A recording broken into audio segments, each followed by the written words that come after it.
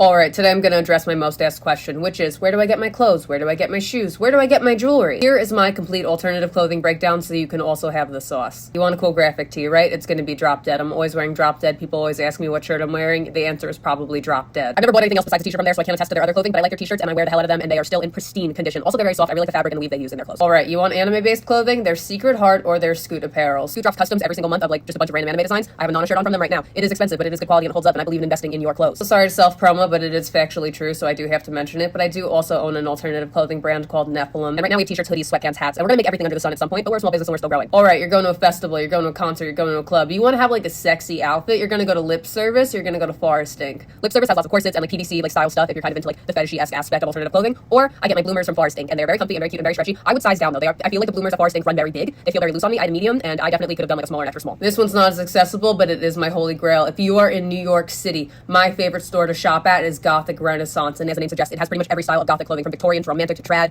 Everything under the sun is at Gothic Renaissance, and that is where I buy my corsets. You can go in there and get professionally fitted for a corset. There's this person there, I believe their name is Lily, and they fitted me every time, and they're amazing and super sweet, and I love going there and just getting to have them squeeze me into a corset. My favorite top to wear is a femme. Just kidding, it's a corset, right? And the best corset that I've ever owned is by this designer called Haas. You can get them at Gothic Renaissance sometimes. They're pretty hard to find, but a Haas corset that is fit to your body and your exact measurement, it is the most comfortable thing you could wear. Like, I love stuffing my meat in a Haas corset. Like, those Amazon corsets are not built the same. Haas is a holy grail corset designer. Now, if you're remotely alternative or have been in alternative space at some point, you know everybody and their goddamn mother has at least one article of clothing from Trip, right? And I ride for Trip. If you are in New York City, go to Trash and Vaudeville. I'm sure all of you know this already, and you can go get Trip in person. However, my favorite way to buy Trip is going on eBay and getting vintage Trip. A lot of my Trip skirts and pants and jackets, everything I buy from Trip pretty much nowadays is secondhand, and I would recommend doing that for most alternative brands. Go on eBay. I feel like everyone's Poshmark and Depop and all that stuff. eBay is my holy grail. I buy so many clothes from eBay, and it is just the method. Let's move on to shoes. You want YRU, you want Demonia, you want Doc Martens. Now, online, I always see discourse about every single one of these brands and saying their shoes fell apart. Personally, I've been wearing all these shoes for years, and I wear them out to concerts and clubs and like everything, at parties, whatever. I've never had a problem with any of these brand shoes. I'm not saying that. I just personally, I know some people like Demonias and YRU and Doc Martens. Everybody says that they have a pair that fell apart. I've gotten really lucky. I don't know what's happened. I don't take very good care of my shoes, but all of them have held up, and I haven't had any issues. Personally, in my opinion, out of all those shoe brands that I've tried, YRU seem to be the most comfortable. Those are the ones I tend to be able to last the longest in. Like, I can run in my YRU Gulia platform. All right, you want accessories? I wear a lot of Real Designer, if you catch my drift. Real Designer. And where you buy Real Designer is eBay. I go and look at Vivian Westwood on eBay, and I buy Vivian Westwood on eBay, and that's where I get a lot of my accessories. Also, I will say, Hot Topic has like a very slight accessories section. I don't really like buying expensive jewelry because